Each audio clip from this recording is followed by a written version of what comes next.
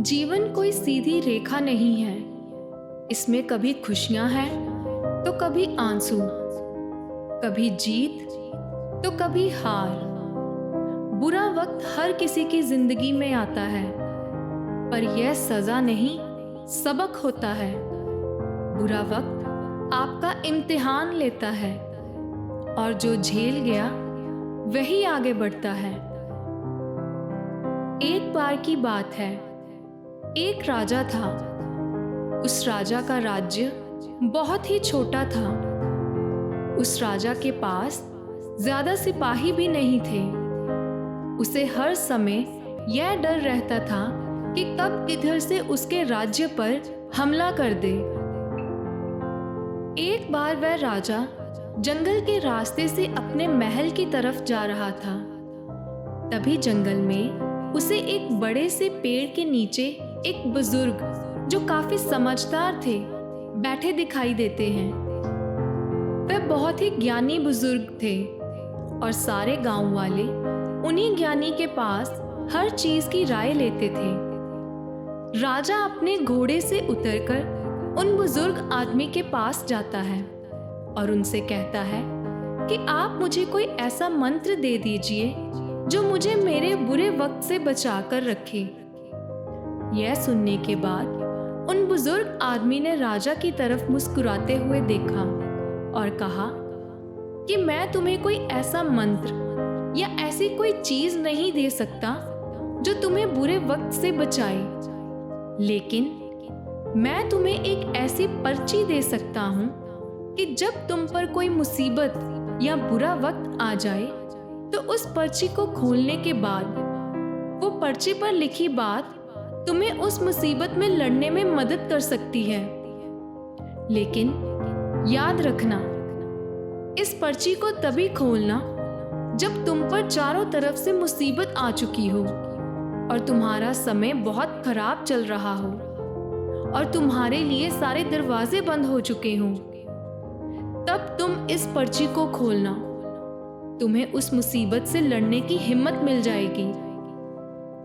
राजा उस पर्ची पर लिखी बात को लेकर वहां से चला गया। कुछ समय बीतने के बाद उस राजा के राज्य पर कुछ लोगों ने हमला कर दिया। राजा को पता था कि यह उसके साथ एक दिन जरूर होगा। राजा ने अपने सैनिकों को तैयार किया, लेकिन उस राजा के पास ज्यादा सैनिक नहीं थे और इसलिए वह ये जंग हार गया। लेकिन किसी तरह से राजा एक घोड़े पर बैठकर वहां से अपनी जान बचाकर भाग निकला और वह जंगल के अंदर एक गुफा में जाकर छुप गया। लेकिन उसका पीछा करते करते कुछ सैनिक भी उसके पीछे आ गए। अब वो राजा गुफा के अंदर छुपा हुआ था और उसे सैनिकों के कदमों की आवाज आ रही थी। अब उस राजा के पास कुछ भी नहीं बचा था, सब कुछ खत्म हो चुका था। तब उसे उस बुजुर्ग की दी पर्ची याद आई। उस राजा ने बड़ी उम्मीद के साथ उस पर्ची को खोलकर देखा तो उस पर्ची में लिखा हुआ था कि यह वक्त भी गुजर जाएगा। यह पढ़कर राजा को कुछ समझ नहीं आया, और जब उसने फिर से उसको ध्यान से पढ़ा और उसे समझा तो राजा के चेहरे पर मुस्कान आ गई, मान लो उसे कुछ सहारा मिल गया हो। और फिर उस राजा ने एक गहरी सांस ली और उसने उन सैनिकों का मुकाबला किया और वहां से बच निकला और दूसरे राज्य में जाकर उस राजा ने फिर से अपनी सल्तनत कायम की। दोस्तों, कहने को तो ये बहुत ही छोटी सी बात है कि यह वक्त भी गुजर जाएगा, लेकिन इसके अंदर बहुत ही गहरा अर्थ छुपा हुआ है।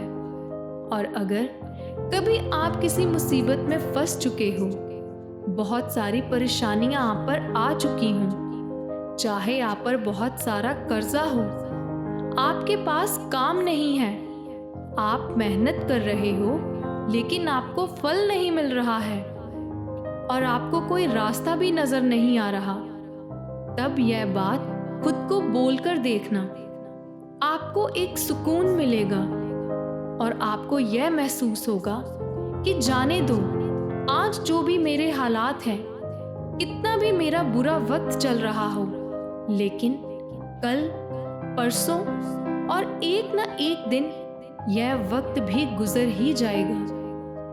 और तभी आपको उस मुसीबत से निपटने की हिम्मत मिल जाएगी।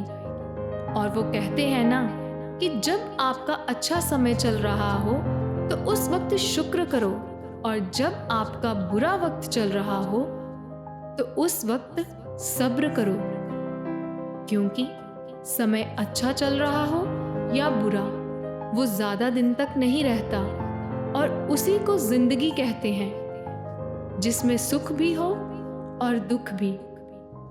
तभी लगता है कि हम जिंदगी जी रहे हैं।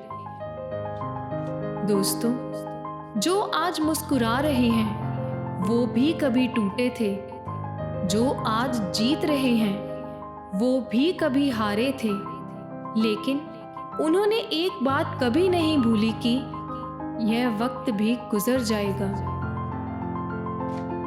अगर आज की कहानी आपको अच्छी लगी हो तो चैनल को सब्सक्राइब, वीडियो को लाइक और शेयर ज़रूर करें। धन्यवाद।